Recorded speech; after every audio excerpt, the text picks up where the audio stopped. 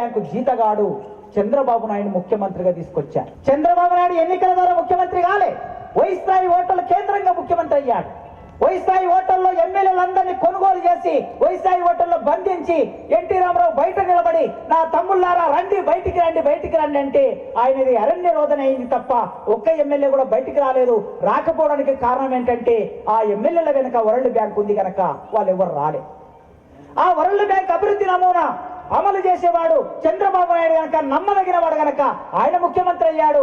ముఖ్యమంత్రి అయిన తర్వాత రెండో దశ 99లో ఎన్నికలు జరిగాయి.